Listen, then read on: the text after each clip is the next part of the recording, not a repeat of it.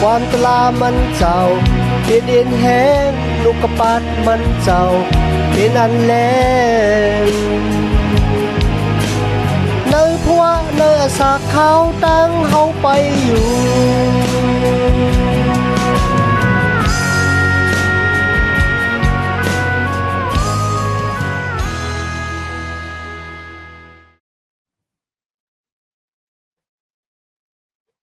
มาสงค่า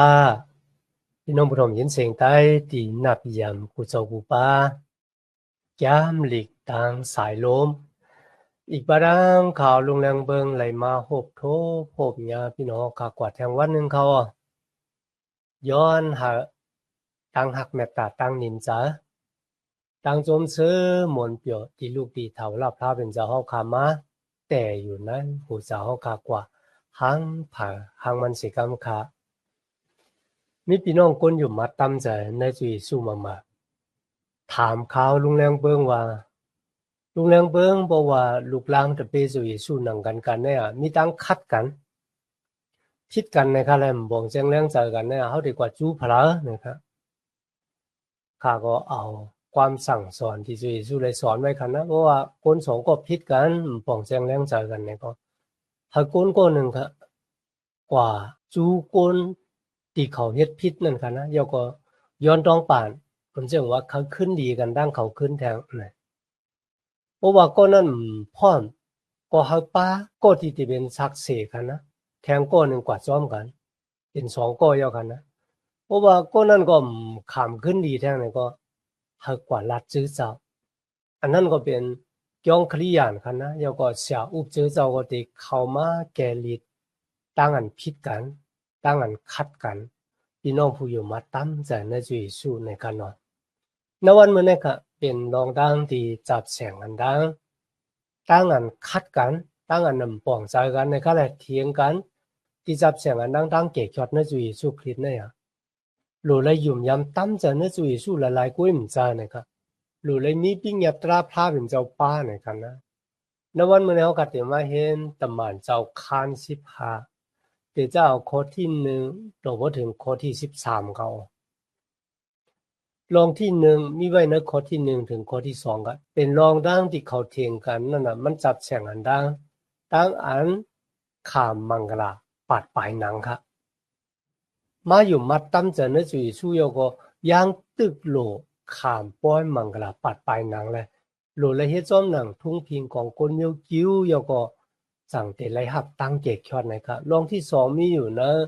ข้อที่3ที่4ครับรองนะครับเจอเจ้าอันติโอกตั้งพี่น้องคนมิวจูที่มาสอนที่นั้นเจอเจ้าอันติโอกในกว่าป้ากันขึ้นมือกว่าที่เวงเยรูซาเล็มอุนดาได้มืออุกุมกันค่ะนะรองที่3ครับข้อที่5โดบ่ถึงข้อที่7เนี่ยเป็นดังอันต่างเปียเฮาหลู่เลยเฮ็ดจึงหนังคือปุนดาโกนต่างเจ้าคือดินจะคนมิวจูเนี่ยแต่มาหาบ่ทังเกกยอดลุยดังดินดับหลู่มีสังมาเฮมาคัดเขาข้อที่8ต่อบ่ถึงข้อที่13นั่นก็เป็นการตัดสินใจของตำหม่านเจ้าที่เวงเยรูซาเล็มพร้อมกันเขาเข้ามาโดยที่ข้อที่1อันตั้งครับมีโกนหวังก็ที่ลูกที่เมืองยูตาห์ไหลลงมาสั่งสอนพี่น้องที่เจอเจ้าอันติโอกว่าขามป้อยมังกลาปาดปลายหนังของโมเสสเนี่ยเตเลยหับตั้งเกกชอทำไรนะครับมันบอกว่าเฮ็ดจอมหนังทุ่งพิงตะลาของโมเสสกันนะตื่นเต็มไหลหับตั้งเกกชอดในจุยสู้นะครับแล้วข้อที่2ครับสลาปอลูอีกบาดังปานาป้ายก็คนที่ลูกที่เวงเยรูซาเล็มมาที่เป็นคนมิวจูกันนะอาจที่เป็นคนพาริเซกันนะเขาทั้งหลายก็ป้ากันเถียงกันแต่ว่าค่ะกำลังสุดค่ะพี่น้องน้อยเจอเจ้าอันติโอกว่าเฮาอย่าไปเถียงกันที่ไหนนะครับเขาป้ากันเมื่อจูตะหม่านเจ้าที่เวงเยรูซาเล็มที่นั่นน่ะมีเสียอุบเจอเจ้ามีตะเปเจ้าปุนดาได้จอยแกลิดตั้งหยาบพืชที่เฮาเถียงกันอยู่ในวันเมื่อไหร่นะเขาพี่น้องค่ะลองนั่นก็ปอปอกเป็นมาในตุ่งวงเกกลางคนอยู่มาตำจันนะจุยสุจอมหนังเดียวคาเลยหันกันนะเกิงอาจสิปอปอกเป็นมา เพลสไปที่เรียนมีเกิงนำแต่นำว่าลุยดังที่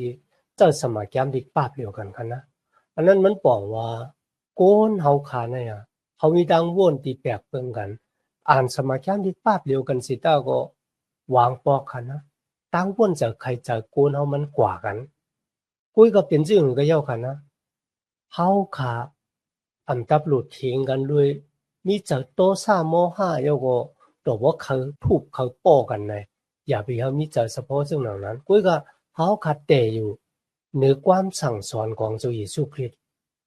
เพราะว่าลองที่เฮาขาเถียงกันเฮาบ่งแจงแรงใจกันนะไว้จะนิ่มๆลีๆอย่าไปจะลำใช้กรรมเย้าก็อันนั้นเฮาเกี่ยวจังไหนอธิเปมันกว่าจังไหนเฮาเกี่ยวจังไหนเนี่ยอย่าไปมีแต่เฉพาะจังนั้นนั่นค่ะนะมีปอกหนึ่งเขาลงแรงเบิงป้าพี่น้องคนอยู่มาพระเยซูมากันนะเขาค่ายออกอีเกิงอาซีมาเย้าก็มาอยู่ในเกิงของโปรเตสแตนต์ค่ะข้าก็จู้เสียป้าหนึ่งค่ะนะเขาก็ห้องเขาก็ที่เฮือนของเขามันเป็นวันนอกหน้าต่างค่ะเขามาคุยเจอเจ้าอยู่ที่นั่นเมื่อข้าเข้ากว่าแล้วค่ะนะเขาก็วางค่ะว่าความสอนที่สู่สอนเนี่ยมันผิดเขาว่ามันผิดจังหนังเขาก็เลยลาดค่ะนะว่ามันผิดจังหนังเขาก็ลาดว่านั่นฮะมื้อไหนนะเพราะว่าข้าขี่มอเตอร์ไซค์เก๋กว่าแล้วก็กว่าเนี้ยก้าหลงผ่าค่ะข้ามดันย้อนหาพระเป็นเจ้าสุปวดล่างวันวัวระเบิดเขาว่าไหนจังข้าก็ตกละลายนะข้าว่ามันเจอจังนั้นเอาเขาขัดเถียงกันนำเต้ค่ะนะเขาบอกอ่านหนานน้องดีกว่าจอมค่ะก็บอกว่าเขาที่ขาค่ายดีอาซีแล้วก็มาเข้าเกิงของโปรเตสแตนต์ด้วยขนาดนะกำลังสุดค่ะก็มีต่างกันต่างกี้สู่พระเป็นเจ้าแต่ข้าก็สับแรงสร้างล่างนี่เขาว่าตั้งอยู่มาดของข้ามีเรื่องหนังไหนเขาเลยหับตั้งเกกชอดย่อเขาสั่งไก่กำจ้างซ้อมปิงหยับตลาพระเป็นเจ้าจะว่าเขากำจ้างซ้อมหนังปิงหยับตลาพระเป็นเจ้าอุนดาที่เลยหับตั้งเกกชอดไหนมันนำเจ้าเจ้านั้นไหนมือคาลาดเจ้าหนังไหนครับเขาก็ป้องใจกำเหลียวว่าอ๋ออันนี้เขาอยู่ในเกิงเหลียวกันกล้วยหลงได้เนี่ยซูมาขิงอย่าติเทียงกันในคณะพี่น้องค่ะที่ไหนก็เหมือนกันค่ะก็ผู้สร้างขนาดนั้นจริงก็บอกคนเกิงพาริเซที่เป็นคนมิวจิวกันนะเขาออกเสียตั้งอันเป็นภาษาจิวมากค่ะเขาก็มาอยู่มาตั้มจะนะจุยสู้เขาเลยหับตั้งเกกช็อตเนี่ยเลยหับตั้งเกกช็อตหรือตั้งอยู่มาตั้มจะนะจุยสู้กันนะมันนำเจอก็เปือว่าเขาคำบังราปาดปลายนางอีกบ้าดังเขาหลู่เครื่องปลูกโจเสียเลยเชี่ยเธอเขาเลยหับตั้งเกกช็อตเนี่ยมันนำเจอค่ะกุ้ยก็เป็นช่างหูกันนะมันเหมือนเรื่องว่าเขาที่ขาหักทุ่งพิงตราของโมเสสจอมหนังที่โมเสสเลยปิ้งยาบอกไว้กันนะที่แต่มันค่ะปล่อยขำบังลาปาดปลายนางเนี่ยพระเป็นเจ้าปันไว้ที่ปูหมอนเขาอับราฮัมครับมันเจ้าโมเสสกันนะกุ้ยก็ทุ่งพิงตราที่พระเป็นเจ้าปันไว้ที่โมเสสนั่นก็หนึ่งเป็นปิ้งยาตราสิปาสองก็เป็นเครื่องปลูกโจกุ้ยก็มีคนก็ละก็ที่กำจ้างจอมหนังปิ้งยาตราสิปาลายเสียงมดนะเนี่ยมีหรือฉะนั้นก็มีคนก็ละกันนะลูกเครื่องปลูกโจย่ามันจะว่าวัวระเบิดของตัวเจ้าเก่าเลยขามตั้งอันปวดวางควางรถเสียงย่าก็ตัวเจ้าเก่าเลยฮับตั้งเกกช็อตเนี่ยมีคนก็ละมันจะเนื้อร้องนะก็พูดเรื่องนั้นกันนะสลับพ่อลูกก็ลาดว่าตั้งอันโกนเขาติดเลยฮับตั้งเกกช็อตนะเลยฮับตั้งเกกช็อตเนี่ยมันมีอยู่3 นิ้วกันนานด้วยนะครับมีไว้ในสมัยแกมลีก1 โครินธ์คาน15ค่ะนะนั่นก็เป็นตั้งตายของจุเยซูตั้งอันจุเยซูเลยขันตั้งอันพังไว้เลยวันที่3จุเยซูลูกกำลังตายขึ้นลิ้นมาในกุ้ยไหนกันนะที่เตะเฮียไทยกูนเขาเลยครับตั้งเกกช็อตก็ผู้สร้างก็บอกว่ามันมีคนก็เลยที่จะกำจ้างจอมหนังปิงหยับตลาของพระเป็นเจ้าเลยเสียงเพราะว่าคนเขาค่ะกำจ้างจอมหนังปิงหยับตลาหลายเลยเสียนั่นก็เครื่องปลูกโจนี่ก็เพตามบุรเพดไล่แต่ว่าไหนจังพระเป็นเจ้าที่ปันจุเยซูย่อลงมาเฮ็ดสังในสลาปอลูเลยสับแรงสร้างล่างอยู่ปุ้ยก็ที่นั่นก็มีเผอป่องใจกันนะหรือเช่นนั้นมันก็ไหนกันนะมีศักดิ์ศรีตั้งอันจุเยซูลูกกำลังตายขึ้นที่มาหาปากก็เลยหันจุเยซูลูกกำลังตายขึ้นที่มา ก็พูดซึ่งหนังนั้นนะครับนักวันเมื่อไรว่าเขาคามีตั้งพิษเขาคากว่าขึ้นรุ่มเจียงแต่ละเพราะว่ามีคนอยู่ภายเขาหาปากโก้นั่นเนี่ยเขาตื่นเต้ตั้งอันเจียงแต่ละคำเดียวเนี่ยก็พูดซึ่งนั้นการงานที่จุยสู้เฮ็ดตายผังไว้ลูกกระทั่งตายขึ้นดิบมานั่นมันเป็นปอปุนดาโกนเดห้าเบาดังเกจเป็นปอยาปุนดายุ่มยำตั้มจันนะจุยสู้ยาก็ห้าเบาดังเกจนั่นเลยนั่นสมัยจำดิมีไว้แต่เปเจ้าก็สับแรงสร้างล่างเนี่ยเขาเนื้อร้องไหนครับว่าเช่นนั้นครับเจ้าอันติโอกค่ะส่ง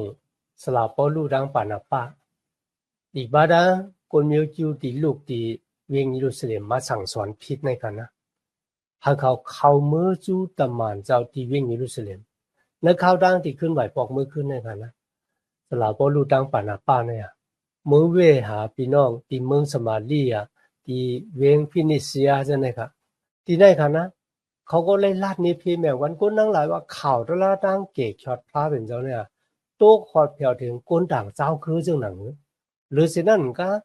พระเป็นเจ้าอามาขามตลาดดังเกกช็อตที่เขาคอนั่นค่ะนะเฮ็ดเธอมีดังอันดีอ้ามว่าจะเป็นก้นที่ตายผากแต่จ้าเกิดมาเนี่ยก็เลยไปไล่ดีอ้ามแต่ว่าที่พระเป็นเจ้าอามาขามว่าตลาดดังเกกช็อตที่ตะเปเจ้าคออยู่นั่นน่ะมันเป็นรองหมันแมนซีจังเลยพระเป็นเจ้าอามาขามคนดังหลายที่เลยยินร้องในคำว่าจะเป็นพี่น้องสมาดีฮะพี่น้องฟินิเชียเนี่ยป้ากันยกยองย่อต่างกิจูพระเป็นเจ้าลุยดังอยู่มาตั้มจะในจุยสู้กันนั่นก็เฮ็ดให้คนต่างเจ้าคือมาหาว่าตั้งเกจอดตับโลมาเข้าภาษาจูคำป้อยมังกรปาดปลายนางย่อก็หลู่เครื่องปลูกโจย่อจังไกลเลยหับตั้งเกจอดปุ้ยกะดีในค่ะคนมีจูหวังก็ดีกว่าสอนพี่น้องที่เจอเจ้าอันติโอกเลยว่าตั้งอันอยู่มาตั้มจะในจุยสู้กันนานกุ้ยเนี่ยมันไปป้อหลู่ไล่เอาทุ่งพิงตราของโมเสสนั่นก็ขามมังกรปาดปลายนางอีกบ้านหลู่เครื่องปลูกโจป้อมมี2เมียวเนี่ยบ่ไหนจังยุ่มเจ้าเยซูหลายๆเนี่ยอำไปเลยหับตั้งเกกช็อตฮัลโหลพี่น้องเฮาค่ะตั้งวนจะใครจะของกูเฮาค่ะเนี่ยมันหลีอ้ามหนาค่ะนะตีลีโจมน่ะนั่นก็บอกว่าเขาดังหลายค่ะหับขามตั้งอันตะหมานเจ้าและเสี่ยวอุบเจอเจ้าเนี่ยมีอันน่ะมีอักขวางอาเยและตั้งอันติดแต่ว่าอันละถูกอันละผิดในกันเนาะเขาป้ากันมือกว่าที่นั่นครับในข้อที่4ครับมือสลาปอลูปันนะป้ามาถึงที่นั่นครับ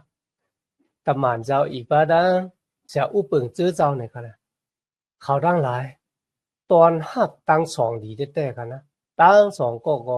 ลัดนี่พี่แมงปันลองตั้งอันโกนต่างเจ้าคือมาหาตั้งเกกชอจึงเหมือนเจ้าหนังที่เขาเลยต่างเปียนนี้เจอเจ้าอันติโอกที่ส่งเขากว่านั่นค่ะนะเขาก็เลยต่างเปียนนี้เจ้าหนังนะแล้วข้อที่5ก็มีหวางโก้ค่ะนะอยู่ในมุกจุมพาริเซค่ะคนมุกจุมพาริเซจะว่าหับขามจุยสู้กันนะเขายุ่มยำตั้มเจนจุยสู้กันนะปุ้ยกะเขาไปแต่ภาษากุนยูจูค่ะนะเขายังถามว่าตั้งอันติเลยครับตั้งเกตช็อตหลุเลยคำมังกรปาดปลายนางย่อก็หลุเลยหลู่เครื่องปลูกจอจอมหนังปิงหยับตราโมสีนี้ไว้พี่น้องค่ะเขาใครเอาปิงหยับตราของโมเสสมารอเลกันตั้งเกตช็อตมันเหมือนจะเห็นว่าป้มป้าปิงหยับตราโมเสสเนี่ยโกนเดเลยครับตั้งเกตช็อตมาแล้วกุยกับสมัยจำดีพระเป็นเจ้าได้แก้หมายไว้ว่าอย่าไปแทงอีสังลงกว่าในสมัยจำดีเยอะก็อย่าไปเอาหวังอันในสมัยจำดีออกอำว่าเดแทงอำว่าเดียวออกเนี่ยจะมีตามเหมือนกันในกันนะกุยกับพี่น้องค่ะเขาเป็นคนหวังบอกเนี่ยภาพข่าวว่าเขาเนี่ยมีสภาวะภายแต้มมันเหมือนจะอย่างว่าหมอว่นลองหมึกลองเรื่องหมอว่นถึงตัวเจ้าเก่าอันตั้งน้ำเลือเสที่เดหับขามเอาลองมันแมนซีซามันเป็นเรื่องนั้นครับทีไหนครับเมื่อเขาลาดว่าโป้อ่ำคำมังกรปาดปลายหนังอีกปาดังเปิดกำเปิดทิ้งปิงหยับตราโมเสว่าไหนจัง เขาเดมเลยครับตั้งเกตชอดโยหันคาน14ข้อ6ค่ะนะจุยสุรัตว่าเขาเป็นเส้นตั้งนั่นสมัตราก็เป็นอัสสากก็เป็นมีคนก็ละเมื่อถึงพระเป็นเจ้าและเลยเสมาตั้งเฮาเนี่ยคำว่าข้อความที่จุยสุรัตขอเนี่ยมันปีศาจลีนาวะมันน่ะจะตั้งของปิงยับตะละมันน่ะจะตั้งอันขามมังกรปาดปลายหนังมันน่ะจะตั้งอันหลู่เครื่องปลูกจอกก้วยหนามันเป็นตั้งของจุยสุนั่นก็เป็นตั้งมันจะมาตายในสลักว่ามึงผังไว้เมื่อทวนถึง3 วันเนี่ยลูกกำลังตายขึ้นที่มาอันไหนคะนะเป็นเส้นตั้งสมัตราเป็นอันเจตันจากเป็นเส้นตั้งอาศักที่แต่มันก็อาศักตั้งอันมีอาศักกุสัมกุเปิงเนี่ยมันอยู่ในองค์มือของพระเป็นเจ้าอีกบาดังลมถวยจากเขาลมถวยจากออกของโกนกามีดังเสียงดังหลงยอผ้าคาน12ข้อที่10กันนะก็เพราะฉะนั้นครับเขาว่ามันไปโป้ครับว่าเดี๋ยวต่างเมียวมาใส่แทงเนี่ยอะไรครับณวันเมื่อนั้นก็เหมือนกันกับว่าเขาคาตีลูกตีภาษาต่างเมียวมากนะเขายังตึกเขาป้าเอาภาษาต่างเมียวที่เขาขายำเฮ็ดวัดนั่นน่ะมาโลกันต่างตลาดดังเกจอดยุ่มจะอยู่สู้หรือเลยกำจ้างจังเลยยุ่มจะอยู่สู้หรือเลยกำจ้างจังเลยนะพี่น้องค่ะตั้งเกจอดลุยตั้งยุ่มมาตั้มจะในจุยสุขที่นั่นมันเป็นปออย่างก็เบื่อตั้งเกจอดนี่มันเป็นกุ่งเกจูมันน่ะจะตั้งกำตั้งจ้างมันจะตั้งดีตั้งงามของเขากุ่งเกจูมันบอกว่ามันเป็นของผักลัก2ที่พระเป็นเจ้าปันก็เปิดโกนเฮามันตะหนึ่งเฮ็ดเป็นไรโกนเฮาคำกึ่งถึกกึ่งตานที่ได้รับขามเอาสิอีตั้งเกจอดนะครับกุ้ยก็เฮาเลยรับขามเอาก็เปิดสังเฮามันกึ่งถึกขนาดนั้นที่กำจ้างจ้อมหนังปิ้งยับตราเพนเฮาก็เฮ็ดไรตั้งหลู่ตั้งต้านที่เฮ็ดให้มันเปรี้ยวว่าไปสุ่มเต็มทนเฮาก็เฮ็ดนั่นแหละเฮามีตั้งอยู่ยอมก็เปิดจังนั้นมาได้เป็นตั้งนั้น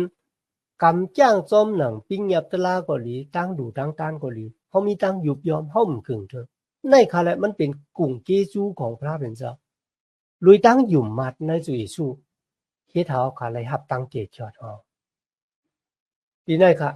เมื่อก้นพาริเซรัดจังไหนตำหมันเจ้าอีกบ้าดังเสี่ยวอุเจเจ้าดังหลายก็ป้ากันขึ้นบางกุม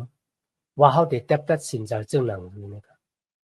ในข้อที่7ค่ะเมื่อเขาเถียงกันมาหึงต่านมันให้กันนะสลาเปตุก็ลุกจุกขึ้นนั่นเหลียวกันสลาเปตุลาว่าพี่น้องเอ้ยสูดังหลายก็ฮู้อยู่นะเมื่อเตจ้ามันนั่นน่ะพระเป็นเจ้าเลือกขาเนี่ยเฮาเป็นโกนฮอลัดตลาดังเกจอดปันดีโกนต่างเจ้าคือและเฮาเขายุ่มยำตั้มจะในจุยสุคือพี่น้องค่ะต้องอยู่ในคณะสลาเปตุอาเตลาดลองตั้งดีมันกว่าที่เฮือนของโกนเนลี่ค่ะโครนิลิอัสค่ะนะปิ้งยับตราของโกนมิวจูเนี่ยหาโกนมิวจูเขากว่าเต่าห่องใจค่าของคนดังเจ้าคือหรือสินั่นก็ค่ะกว่าเฮาลัดตราดังเกจอดเนี่ยแล้วปิ้งยับของโมเสเนี่ยกว่าจอมค่ะนะแล้วก็ที่เขาเฮาลัดตราที่เฮือนของขุนศึกโกนเนลี่เนี่ยโกนจะเนี่ยเลยขามมังกรปาดปลายหนังค่ะเขาเลยป่องจากเนื้อรองของปิ้งยับตราของโมเสหรือสินั่นก็เขาก็กินเนื้อหมูบ้ากันนะอันนั้นปิ้งยับตราของโมเสหามอย่างกุ้ยกาเขาเลยรับตั้งเกจอดค่ะทีนี้ค่ะสลาเปตุก็ฮู้ตัวเจ้าเก่าว่าก็เปิดสังพระเป็นเจ้าสั่งหาสลาเปตุป้นแปลนปิ้งยับตราของกวนเมียวจูปิ้งยับตราของโมเสในรองตั้งอันกินตั้งกินที่พระเป็นเจ้าละว่าสัตตริกษาที่เขาหย่อนลงมาปั่นสูเนี่ยสุกินได้ทั้งเสียงก็เปิดพระเป็นเจ้าสุกปอดล่างให้มดจางอย่าไปถางว่ามันโกเกิกอยู่เนี่ยทีนี้ค่ะสลาเปตุว่าจังครับพระเป็นเจ้าคู่ใจของโกนเฮาเนี่ยครับพระเป็นเจ้าอามาขามโกนต่างเจ้าคือติ่นใจโกนเมียวจูเนี่ยพระเป็นเจ้าเฮาวิ่งเห็นมดจังของพระเป็นเจ้าลงมาอยู่จอมเขาเหมือนเจ้าหนังอยู่จอมเฮากำมันตั้งปอกกันตั้งนั่นนะนั่นก็คุกจะไรวันปิ่นเด็กกุกตีนั่นกันนะตะหมันเจ้าค้านสองอ่ะพี่น้องค่ะข้าอยู่มาเนื้อขิงได้กันนะสลาเปตุ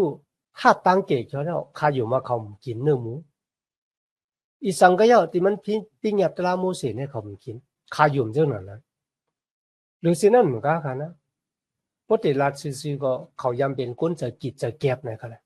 เปิดทิ้งปิ้งยับตลาของโมเสแล้วก็มันเข้ากว่าแต่ของใจค่าของก้นต่างเจ้าคือเนี่ยกุ้ยกับในวันนั้นพระเป็นเจ้ามีอมิ่งที่เขาให้สูงกว่าแต่ของใจค่าของก้นในลี่กว่าห้อลัดตราดังเกียรติปันก้นดินขามบังกลาปัดปลายหนังก้นที่กินดังกินที่กูเกิดอาโลมันพิษปิงยับตลาพระเป็นเจ้าเสียงเสียงกุ้ยกับก็เปิดสังพระเป็นเจ้าซ้ำถอกวิ่งเงินมดจังของมันเจ้าค่ะนะลงมาเหนือก้นต่างเจ้าคือติ่มเลยขามบังกลาปัดปลายหนังจอมหนังทุ่งพิงตลาของโมเสสติ่มเลยหลู่เครื่องผูกจอจอมหนังทุ่งพิงตลาของโมเสสที่ในคณะสลับไปตู้เลยลาดว่าพี่น้องทั้งหลายอย่าไปเฮ่อเฮาเนี่ยมาดเขาว่าเป็นก้นจึงหนังนั้นจึงหนังไหนแล้วก็ทางอย่างนั้นดูเจ้าเขาพระเป็นเจ้าเลยสุกปวดล่างเขารวยตั้งอยู่มัดมันบอกว่ามืออยู่มัดตั้มเจอในจุดสุขิตพระเป็นเจ้าสุกปวดล่างก็ตีอยู่มัดนั่นน่ะให้มดจังข่าวสาวยาวพระเป็นเจ้าผู้เจอของก้นเขาค่ะในคณะเจอของเขาค่ะที่เลยขามด้านนั้นสุกปวดล่างให้มดจังข่าวสามันน่ะเจอกปือเขาขามมังกรปาดปลายหนังมันน่ะเจอกปือว่าเขาหลู่เครื่องปลูกจ่อปันพระเป็นเจ้าพระเป็นเจ้าสุกปอดล่างหูเจอของก้นต่างเจ้าคือเขามดจังข่าวสารเนี่ยรวยตั้งอยู่มัดตั้มเจอเนี่ยจุยสู้กันนานเว้ยมันน่ะเจอมาตั้งทุ่งพิงตลาในเขาฮัลโหลพี่น้องเขาค่ะในค่ะตั้งตีเตป้าเขาค่ะเลยครับตั้งเกียรติยศนั่นเนาะเป็นเส้นตั้งเหลียวนั่นก็ยุ่มยำตั้มเจอเนี่ยตั้งเฮ็ดของจุยสู้เมื่อ2 เฮงปีที่ป่นมากันนะมันจะตายผังไว้ลูกก็ตั้งตายขึ้นดิบมาตั้งตายนั่นก็ตายบุญได้เป็นเครื่องปลูกจอเพตามบุรแปดปั่นโกนเอาค่ะลุยตั้งอยู่มาตั้มเจอในจุยสู้คิดกันนานไว้กันนะพระเป็นจอมยามจอยโกนก็ละเลยหับตั้งเกจอดลุยตั้งอันเปิดกันเปิดทิ้งจอมหนังปิญญาตลาของโมเสสตั้งอันลูเครื่องปลูกจอในมันมีพระเป็นจอมยามจอยก็บ่ซังก็บ่โกนเอาค่ะเฮ็ดเต็มทุนเฮ็ดเปว่าไปสุ่มเลยพระเป็นเจ้าจึงให้โกนเฮาเลยครับตั้งเกจอดลุยตั้งอันจุยสู้ตายแล้วก็ลูกกำลังตายขึ้นดิบมาแล้วก็ยุ่มยำตั้มใจน้ำมันเจ้าในสมัยจำลีกโยหันคาน6ข้อที่37มีไว้ว่าก็ตีมาหาเฮานั่นน่ะเฮาติมเปแปดเขาต่างเกจูสุยสู้อมาได้เป็นอามาดเมืองเอธิโอเปียค่ะนะเขามาหาจุยสู้ลุยตั้งอยู่มาเจ้าเยซูเปแปดเขาก็เป็นเรื่องไหนครับสลับไปตู้ลัดนะข้อที่11ในค่ะนะก็เพื่อเฮาตั้งหลายอยู่มัดในจุยสู้คิดเฮาก็เลยหับตั้งเกจอยรวยกุ่งเกจูของเจ้าเยซูคริสต์เหมือนเจ้าหนังเขาในปีศาจลีครับก็เพื่อปิ้งยัตราโมเสสอามาได้เป็นดังอันคำมังกรปัดปลายนางตั้งหลู่เครื่องปลูกจอนั่นนะมันน่ะจอยเฮาเลยหับตั้งเกจอดนะครับตีเฮาเลยหับตั้งเกจอดนี่ก็รวยตั้งอยู่มัดตั้มเจนในจุยสุคริตเหมือนเจ้าหนังโกนต่างเจ้าคือกูมันจะห้านะครับก็เพราะฉะนั้นเฮาดีกว่าเฮกว่าคัดเขาปุ่นดาดีมาหาบ่ตั้งเกจอดเฮ็ดสังในกันนะก็บ่พี่น้องครับมีคนก็แล้วกันนะเขาขามมังกรปัดปลายนางมันดีเฮ็ดให้เป็นตั้งสุกซากบุญดาคนต่างเจ้าคือติมาหาบ่ตั้งเกจอดในวันมื้อนั้นก็เหมือนกันครับเพราะว่าเขาคัดที่เป็นพี่น้องใต้เนี่ยพวกเขาหับตั้งเกจอดในหรือเลยคำมังกรปัดปลายนางก็ย่อก็หรือเลยลูกเครื่องปลูกสอนนั่นเนี่ยอาโลมันได้เฮ็ดได้คัดคนใต้เขาคำเลยมาหาบ่ตั้งเกจอดเต้ๆว่าตัวนังมีตั้งอันคำมังกรปัดปลายนางและตั้งอันลูกเครื่องปลูกสอนคนใต้เขาขาดที่มาหาบ่จุยสุคิดก็ยังหยาดอยู่อันไหนก็เหมือนกันครับตะหมานเจ้าอิบาดังเสี่ยอุบเจ้าในเวียงเยรูซาเล็มป้ากันอุบกันว่าเสสลับไปตุลาดยาวค่ะคนดังหลายก็ป้ากันอยู่เด็ดๆเย็นๆมันบอกว่าเขาป่องใจยาวค่ะนะว่าตั้งเกจอดนั่นน่ะกาบโลเอาต่างมิ้วมาล้อเลยตั้งอยู่มัดตั้มจะในจุยสู้กันนานก้อยเนี่ยมันเป็นกุ่งเกจูที่พระเป็นเจ้าปันเฮามันเป็นของผักหลักสองตั้งอันปดวังควางดอดปั่นวัวแปดเลยและฮับตั้งเกจอดเนี่ย มันเป็นของผังหลักสองตีลูกตีพระเป็นเจ้ามาไว้เสียนั่นค่ะสลับบ่รู้ดังปานาป้ากันนะลาถึงลองตั้งอันดีอามตีก้นดังเจ้าคือมือเก่ากว่าฮอดลาดังเกียจอดครับก้นจับตังเป็นรวยอาณาตันโคของพระเป็นเจ้าเขาหายก้นดังหลายป้ากันจุ่มชื่อน่ะรวยดังดีก้นเจ้าเนี่ยมันเลยคำมังกราปัดปลายนางแลลูกเครื่องผูกจอเดี๋ยวก็กำจ้างจอมหนังปิงหยับตราโมเสก็เบื่อเขาหมู่ขนาดนะก้นดังหลายป้ากันอยู่ติดๆมันบอกว่าเขาปองแจงแรงจ้าค่ะนะกำไรค่ะมีคนหนึ่งที่มีชื่อว่ายากูบค่ะวางก็ว่ายากูบก็ได้เป็นยากูบลูกของอัลเฟอัสอาลาเพนะครับนะลูกชายอาลาเพเนี่ยกูก็ชื่อเจ้าอ่อนดังสุดนั้นก็คนอยู่มายุ่มย้ำว่ายากูบก็เนี่ยเป็นน้องชายของเจ้าเยซูคริสต์เนี่ยหันรถถึงวันเมื่อเหลียวในค่ะอ๋อยากูบลูกขึ้นมาเฮาก็ลาดที่โกนที่อยู่ในปางกุมนั่นลาดว่าพี่น้องทั้งหลายย้อนถ่อมยินขาลาดความอิดหนึ่งในเขาใจได้ค่ะพี่น้องค่ะหลายบอกค่ะนะเขาใกล้ลาดความนำนะเขาลาดนำเลยสิถ่อมนั่นค่ะนะที่นั่นค่ะยากูบย้อนค่ะโกนที่อยู่ในปางกุมนั่นถ่อมเขาได้เป็นโกดีลาดเนี่ยนั่นมันบอกว่ารองตั้งที่เขาได้ลาดกว่าเนี่ยมันเป็นรองตั้งลำรองในตั้งอันจัตตราบอกในว่าตีลูเฮ็ดเจ้าหนังหือในเขาออกวันเมื่อพวกเขาติดสืบเห็นกว่าซ้อมกันเนาะในวันเหมือนในค่ะย้อนหาตั้งหักเมตตาตั้งยินจ้าตั้งจมซื้อมนเปียวตีลูกตีเถาละพระเป็นเจ้าเขามาแต่อยู่นั้นหูเจ้าเขากว่าหังผ่าหังมันสิกรรมค่ะมาสูงค่า